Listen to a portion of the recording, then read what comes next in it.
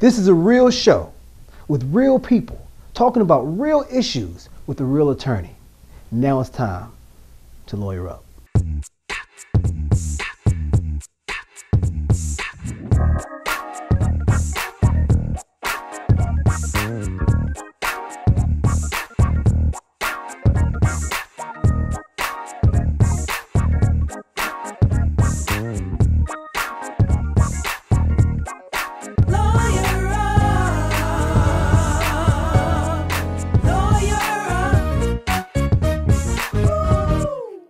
As a criminal defense attorney, I represented many young men charged with assaulting a female. I've represented many young men charged with assault by strangulation and so many other violent crimes against women. Now, sometimes those charges happen to be bogus. I've represented guys who were charged with assaulting a female simply because he didn't pay a phone bill, or he was charged with assaulting a female because she caught him cheating, or he was trying to move on with the relationship. But sometimes these assaults, this domestic issue, is a very serious issue. So many young women and so many older women and even some men have been victims of domestic abuse.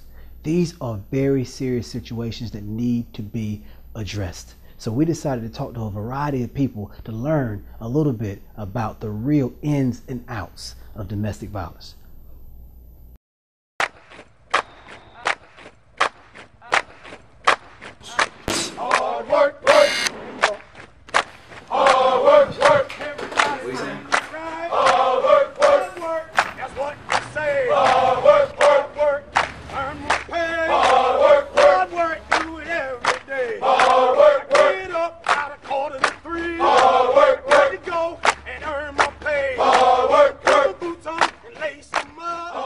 Welcome back to Lawyer Up. We're here with Ms. Latifah Lipford, and we've been talking about domestic violence and people who have been victims of domestic violence. And Ms. Lipford, it seems that you had domestic violence in your past. Tell us a little bit about that. I was in a 3-year domestic violence relationship. I actually talked to the guy for 4 years, but the abuse didn't start until 2 years after. Okay, so y'all were in a relationship for a year it was fine. Yeah, the first year it was okay. The domestic violence started on September the 21st, and it was actually the day that his mom passed away. I was about to ask you, how do you remember that date? Yeah, 2012, actually on my birthday. Wow. I probably received one of the worst situations I've probably ever been in a relationship. So, man, I know it's probably a little difficult to talk about it, but kind of what happened on that day? What was the... It's very difficult. We woke up one morning, he got a phone call. Someone stated that his mom had a brain tumor and that he had to be in Greensboro, Winston-Salem Hospital as soon as possible because his mom was actually about to pass because the aneurysm had burst on her brain. Right. So me thinking it's my birthday, woohoo, I'm about to go have a little fun, not expecting this phone call at all. So it really didn't hit him until he hopped up like 20 minutes later and he was like, my mom is in a bad situation, this, that, and the third. He explained everything. Well, as he was getting dressed, he gets up, he's arguing with me. I have no reason, I'm just asking what happened. Next thing I know, I was struck straight to the floor. Remind you, he's 232 pounds. Now, I mean, so I'm sure you're not 232 pounds. No, so I was 110 at the time, probably soaking wet, 110 soaking wet at the time. That wasn't actually the first time he had actually hit me, or other than he normally pushed me, but he had never hit me. Was this before his mom died? No, this was during the process. Yes, it was directly right before. Okay. She died before he left for the trip. Okay. So I didn't tell anyone about it. I hid the domestic violence for over a year and a half. The first time anyone found out about it was when I called the police, and I was living in a small town at the time. So if you call the police in Plymouth, everybody knew. So they got the call saying that I had been abused, and he said we don't use abuse, but they had got the call saying I had been abused, and they came out, and when they got there, he hit me in the house. He was like I wasn't there. Hold on.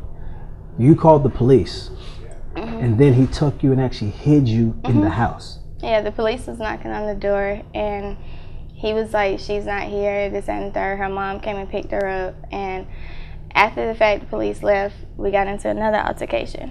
He was like, B, why you called the police? What made you call the cops on me? I can't believe you called the cops on me. And this is just the first trimester of the domestic violence. Wow. So let me you said before his mom even got sick, he was just pushing you and stuff, but yeah. He wasn't physically hitting me. Like, he would argue and always accuse me of different men, but I never cheated on him, not once, because I'm not even the type of person to go out and cheat, but even if I was supposed to do it, I would be more afraid of what would happen when I got home. So let's just talk about some of this past, because, I mean, you obviously pushing and yelling and the things that he was doing before the really bad stuff was already really bad. So why were you still involved in a relationship? What was going on with that? Like I tell everybody, when it comes to domestic violence, it's actually a situation. A lot of people looking in from the outside, they think it's easy for you to leave, but you're more afraid to leave, like, more than anything. So help us out, because a lot of people wonder, like, what are you afraid that he's going to hurt you? You're afraid you're not going to be able to support yourself? I mean, what was your biggest fear? You're afraid because they're that crazy that they will come after you. It wasn't I would leave. Anytime I did leave, he would call, text messages saying what he was going to do to me if I didn't come back, or I know where you're at. So you actually did leave. It's not like you didn't leave. I've left multiple times. Was this before you called the police?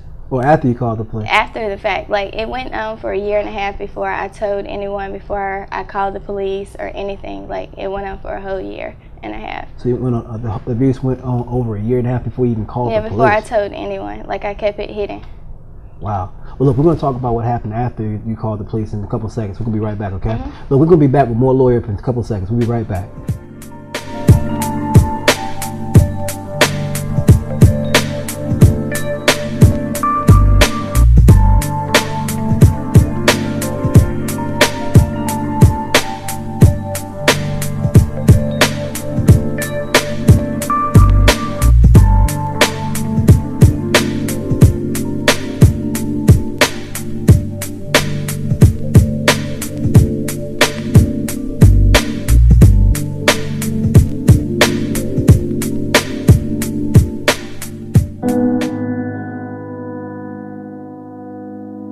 Game of life,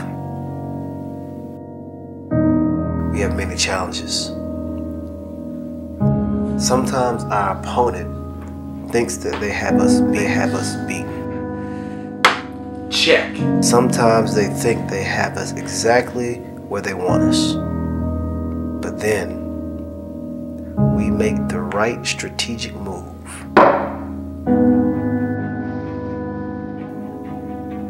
Checkmate. Despite how bad the situation may appear, hire a law firm that makes the right move.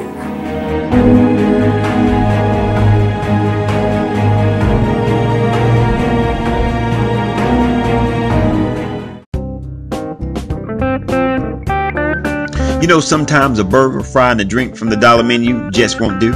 Come on down to Main Street Chicken and Barbecue. We carry the food that makes you feel good, starting with our St. Louis style ribs, turkey wings, barbecue turkey barbecue, candy yams, collards, cabbage, and more. So yes, come on down to 3733 North Main Street, Farmville, North Carolina, and we also do catering. So give us a call at 252-531-7587. Main Street Chicken and Barbecue. We're back at Lawyer Miss Latifah Lipford. She's talking about some of the very crazy things that happened to her in the past. So look, you said after you called the police, he hid you in the house and y'all got in an altercation after that. Was that, you said it was the first trimester, so what happened kind of after that? What was going on with your relationship? Our relationship was up and down. It was very rocky. I left a couple times. I actually left after he hit me, probably like the 3rd time. I left and I moved to Winston-Salem. So you said the 3rd time he hit you? Yeah. Okay, and you moved, I think you said you lived in Plymouth and you moved to... Yeah, I moved to Winston-Salem, and I only stayed there for 5 months because, like I said, domestic violence, like, is very scary, and he threatened to harm not me, but my family as well. So, like, I came back, I moved back, and it just got worse. So did you think he was actually going to try to, you believed his threats? Yeah, and I actually thought, like, okay, maybe it'll work this time, maybe it won't. I was just caught up young. I was only 19, he was 33. So he was very manipulative, let's use that word. He manipulated me to believe that it would work, and at that age I really believed that it was going to work and we wasn't going to fight and fuss anymore, and this was it, because that's what he made me believe. Okay, so you moved back from Winston-Salem, you came back to Plymouth. What happened once you got back? When I got back, it just got worse. He started abusing me in front of my daughter. She was 3 at the time. Okay, hold on. So he wasn't abusing you in front of your daughter before, but now he's actually, what type of things was he doing in front of your daughter? Is it just verbal? Is it physical? No, it was physical. It was verbal and physical. Like, he's broken my arm, choked me, took me out the ground, drugged me through the house, kicked me, like, you name it. You said he broke your arm. Mm-hmm. So, I mean, I'm sure you had to go to the hospital. What happened when you went? That's another thing. I didn't go to the hospital. My arm was broken for a week and a half before I actually went to the hospital. And I didn't go to the hospital because he told me if I went to the hospital, he was going to go to jail, and he needed to be out of jail to support his 2 kids. And I pressed charges. I pressed charges multiple times. I think I pressed charges like 6 times, and each one of them got dropped, or one of them actually, the last one actually got dismissed, and I dropped all the other ones. So he pressed charges on you. When you pressed charges on him, it's like 5 or 6 times. He broke your arm in front of. Was this in front of your daughter? No, that wasn't in front of. That altercation wasn't. And you still, wow, and he still kept going back. Mm-hmm. So how did the whole hospital thing work? You show up to the hospital a week later, your arm's been broken for a week. I mean, I'm sure that had to be crazy. The pain had to be. Yeah, I actually gave them the sob story of I fell off my truck and I fell into my arm. I really don't think they believed me because remind you, it's a small town, so like everybody knew what was going on, because once the word got out, like the hospitals, the doctors, the lawyers, like everybody knew what was going on. Wow. I mean, all these people knew about it, and you still couldn't. No, everybody hated it, but for some reason I just kept going back. Like I can't, and it's something like a lot of people that's in domestic violence relationships, they really can't explain why they go back, but you're more so afraid if you don't go back. Wow. Like you're constantly watching your back everywhere you go, like, and it's not a comfortable feeling. Now, we went to the hospital, we went to the doctor, you pressed charges. I mean, how bad? I mean, it can't get too much worse, but I mean, how bad did it actually get? You said he lifted you off the ground and he did all these other, I mean, it got to the point that I got tired of it, and he beat me up 3 times in one day, and this is actually our last altercation that we probably ever had. He beat me up 3 times in one day, and I was standing to the stove cooking, and all I remember, I threw boiling hot water. Like, I turned around, I threw boiling hot water. He had 2nd-degree burns from his shoulder to his side, to the side of his back. So was this the first time that you actually kind of fought back? I mean, I always fought back, but me being 110 pounds and him being 232, it was just like impossible. And so this is the time that you kind of... This is the time I finally put my foot down and I said, this is it. I can't take it no more. So how did you actually get away from this whole situation? Okay, I tried moving. Prior to me moving to Greensboro, he put sugar in my tank so that I couldn't go anywhere. I had to replace a $700 tank. So it was more so of a stalking situation plus domestic violence on top of all of it. Wow. Look, hold on. We got to touch that a little bit more deep. Look, we'll be right back with more Lawyer Up and talk with Ms. Latifah Lipford about her dangerous and deadly situation that she was in for years. So we'll be right back in a couple minutes.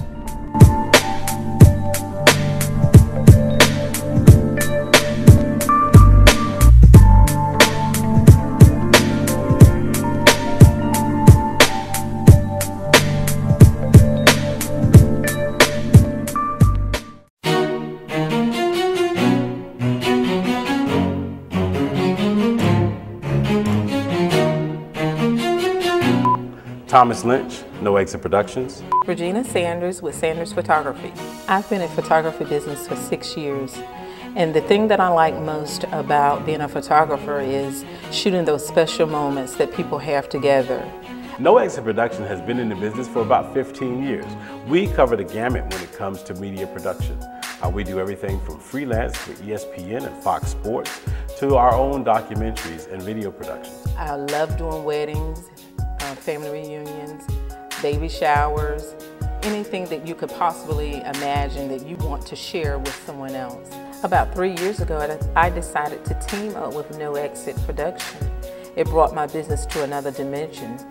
We now can offer video and photography. When we teamed up with Sanders Photography, it was a perfect fit because we were able to expand our business to photos.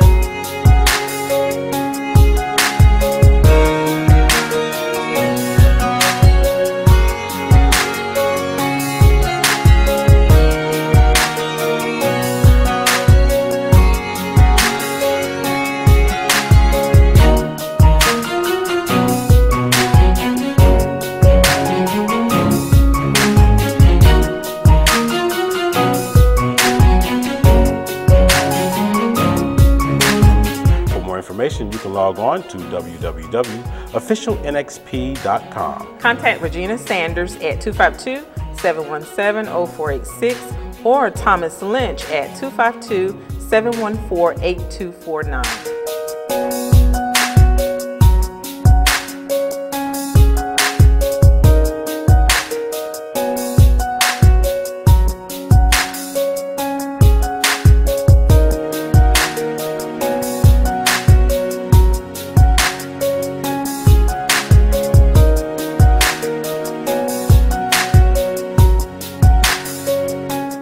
All the evidence is in, and now it's time for the final arguments of the lawyers.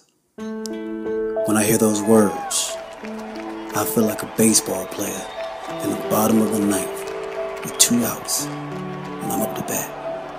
When I hear those words, I feel like a basketball player with 3 seconds on the clock and the game is on the line. When I hear those words, I feel like a quarterback in the 4th quarter on a game-winning drive, 2 minutes left to go. When I hear those words, I feel like I'm in a championship fight. I need a knockout to win. When I hear those words, there's one thought that goes in my mind. There's one thought that plays over and over again. There's one phrase that I continuously hear. And that phrase is, let's go to work.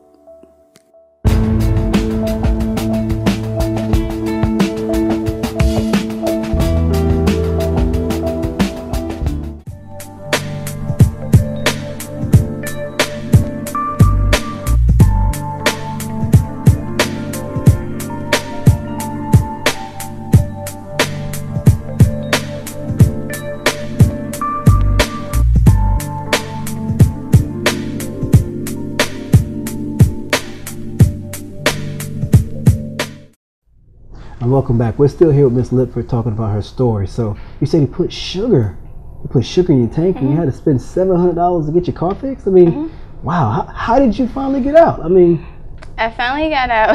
And a lot of people ask this question. I finally got out. I didn't get out right then and there after he put sugar in my tank. No, I did not. At the time, I didn't have the money to replace the gas tank. Right. So he knew he had done it. I told him if he didn't give me the money, I was going to press charges because I knew my car, that was the only place that my car had been. Right. So he gave me the money, and I don't even want to talk, but just let me take a deep breath. Mm-hmm. So he gave me the money, and we was at his mom's house. I got my car towed away from his mom's house because it wouldn't crank. Mm-hmm. And I got it towed. So then next thing I knew, I come back, he threw all my clothes, all my shoes, like everything out of the house. And because he knew I was leaving, like he knew like this was it. But after he did that, we fought till like I couldn't fight anymore. He hit me. We was in the garage. He hit me in the chest. I flew over I want to say the steps, they were very high.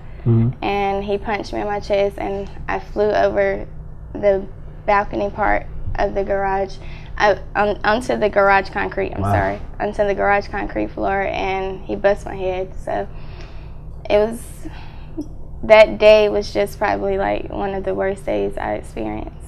I'm sure. So, I mean, but after all this crazy, how did you finally get to the point where you are now? I'm assuming you're not with him now, so how did you get away? I mean, my dad. So I hid it from my dad for years because I knew, like, if I told him what would eventually happen, he would get himself into some trouble. I'm sure. Yeah, so I hid it from my dad. Right. And once he knew that I was moving with my dad and nowhere else, I knew he wouldn't come for me. And so that kind of ended the situation, and you kind of... No, it didn't end it. As you know, I got drug charges for him. Wow. He knew I had got the charges in December, and I called him up and I told him, like, I didn't want to go down for it. It wasn't my drugs, the whole situation, like, you planned this whole situation, and I was just the middleman. And he was like, he called me plenty of B's. He was like, no, this is what you get for leaving me. Now you're going to see what it really feels like not to have nobody in your corner. It was the worst year of my life. Did he eventually go to prison, or did he eventually get caught for something? Or he didn't get caught. He's scot-free. He's just out there. Till today, doing the same exact thing to his girlfriend now. So. Wow. That's a lot. So you're not only dealing with the physical abuse because of him, you're telling you actually have current charges that you're dealing with because of dealing with a relationship with him. Wow. Look, we're going to take one more break, but I want you to think about something that you would tell other women that were in a situation that was similar to yours. I mean, just something that you can say to hopefully encourage them to do what you did, to get out, not to hold it in. Just something to let them know, look, you need to get out of this thing before it gets too far. We'll be right back with more Lawyer Up. Some people call this place a sacred place. Some people call this place the halls of justice. Some people simply call this place a courtroom. But to me, this place is a coliseum. And I am a gladiator. Just like all gladiators, I remember the great men that came before me. When I walk into the Coliseum, I look at my challenge, I look at my opponent, I look at the obstacle that stands before me, and then I say, let's go to work.